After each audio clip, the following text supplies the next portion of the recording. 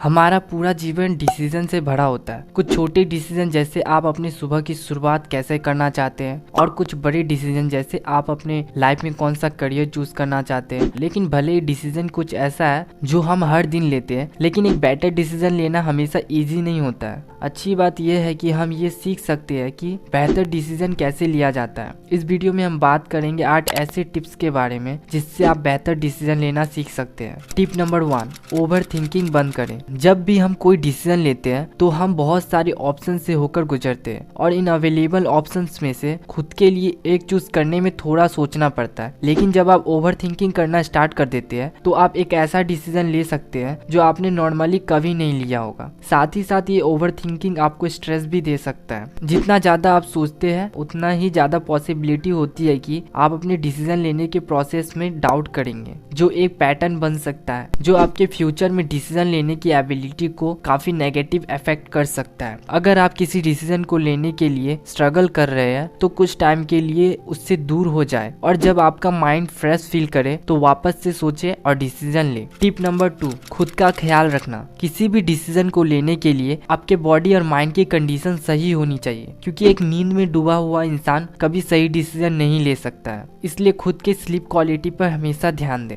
क्योंकि ये आपकी मेंटल क्लियरिटी और फोकस को बहुत ज्यादा अफेक्ट करता है और आपकी डिसीजन मेकिंग कैपेबिलिटीज पर भी इम्पैक्ट करता है। इसके लिए आप हर रात 7 से 9 घंटे की क्वालिटी स्लीपिंग लेने का एम बना सकते हैं। इस एम को पाने के लिए आप सोने से ठीक 1 से 2 घंटे पहले कोशिश करें कि अपनी इलेक्ट्रॉनिक गैजेट जैसे कि मोबाइल, टैबलेट, लैपटॉप से खुद को दूर रखें, क्योंकि इलेक्ट्रॉनिक स्क्रीन से जो ब्लू लाइट निकलती है वो माइंड को ये सोचने पर मजबूर कर देती है कि अभी दिन का समय है। तो जब ऐसा होता है तो बॉडी में मेलाटोनिन नाम की स्लीपिंग हार्मोन रिलीज होना बंद हो जाती है, जो कि हमें बेड पर सोने के लिए तैयार करता है। ये हार्मोन सोने के टाइम के कुछ घंटे पहले रिलीज होना स्टार्ट कर देती है। तो हमेशा सोने के कुछ घंटे पहले अपने इलेक्ट्रॉनिक गैजेट से खुद को दूर रखें। इसके अलावा दिन में कम से कम 8 गिलास पानी पिए, जिससे आप कभी डिहाइड्रेट नहीं होंगे। टिप नंबर 3, खुद को सिचुएशन से बाहर निकालें। अगर आप एक बेटर डिसीजन मेकर बनना चाहते हैं तो खुद को किसी भी सिचुएशन को बाहर की तरफ से ऑब्जर्व करने के लिए अलाउ करें। जब आप खुद को ऐसा करने देते हैं तो आप अपने सभी ऑप्शंस के बारे में अच्छी तरह से सोच पाते हैं और अपने लिए एक सही डिसीजन चूज कर पाते हैं, जो कि बहुत हेल्पफुल होता है तब जब आपका डिसीजन दूसरों को भी अफेक्ट करता है। कभी कभी डिसीजन लेते समय डिसीजन के प्रोसेस में बहुत सारे इमोशंस भी इन्वॉल्व होते हैं, और थोड़े टाइम के लिए भी खुद को सिचुएशन से दूर रखने से आपको फिर से फोकस करने और सिचुएशन में फैक्ट्स को देखने में काफी हेल्प मिलता है। टिप नंबर 4, अपनी गलतियों से डरे नहीं। बेटर डिसीजन लेने के वन ऑफ द बेस्ट तरीके में से एक खुद के गलतियों का सामना करना और अपनी गलतियों से सीखना है। हमें बचपन से सिखाया गया है कि हमें गलतियां नहीं करनी चाहिए, क्योंकि इससे आप एक वीक पर्सन दिखते हैं। लेकिन जरूरी नहीं है कि गलतियां एक नेगेटिव चीज है, क्योंकि गलतियों से आपको जो एक्सपीरियंस मिलता है उस एक्सपीरियंस का यूज आप फ्यूचर में बेटर डिसीजन लेने के लिए कर पाते हैं। तो गलतियां करने से डरे नहीं, बल्कि उनका सामना करें और उससे कुछ सीखें। टिप नंबर 5, अपने डिसीजन के ऑपोजिट को भी चेक करें। अपने डिसीजन के ऑपोजिट को देखना इसलिए इम्पोर्टेंट है क्योंकि जब आप कोई डिसीजन लेते हैं और उस डिसीजन के ऑपोजिट को एनालाइज करते हैं तो आपको ये पता लगाने में हेल्प मिलती है कि आपने जो भी डिसीजन लिया है क्या वो सही है, और आपको इस एनालिसिस से और भी कई ऑप्शंस के बारे में पता चलता है जो आपने पहले नहीं सोचा होगा। ऑप्शंस को अच्छी तरह से एनालाइज करना आपको एक बेटर डिसीजन लेने और एक बेटर डिसीजन मेकर की तरह ग्रो होने में हेल्प करता है। टिप नंबर 6, दूसरों से फीडबैक लेना। जब आप डिसीजन प्रोसेस के दौरान किसी से फीडबैक लेते हैं तो आपको खुद को बैलेंस रखना चाहिए, क्योंकि जब आप लोगों से फीडबैक लेते हैं तो उनमें से कुछ फीडबैक ही वैल्यूएबल होते हैं, खास करके अगर वो फीडबैक उन लोगों से आता है जो आपकी ही तरह सेम सिचुएशन में थे। इससे आपको ये पता लगाने में आसानी होती है कि आपके डिसीजन का आउटकम क्या हो सकता है। आपका उन लोगों से भी फीडबैक मांगना इफेक्टिव हो सकता है जिन्हें आप सीधा अपने डिसीजन से अफेक्ट करेंगे, क्योंकि वो आपको ऐसा पर्सपेक्टिव दे सकते हैं जो आपने कभी नहीं सोचा होगा। लेकिन ये बात भी सही है कि बहुत ज्यादा फीडबैक लेना आपको बहुत सारे डिफरेंट ऑप्शंस देता है जो आपको पूरी तरह से कंफ्यूज कर सकता है। इसलिए फीडबैक ले, पर लिमिट में। टिप नंबर 7, अपने इमोशंस को मैनेज करें। किसी भी डिसीजन को लेने में इमोशंस का एक इम्पोर्टेंट रोल होता है, लेकिन ये भी श्योर करना जरूरी है कि अगर आप एक बेहतर डिसीजन लेना चाहते हैं तो आप इमोशनली स्ट्रांग होने चाहिए।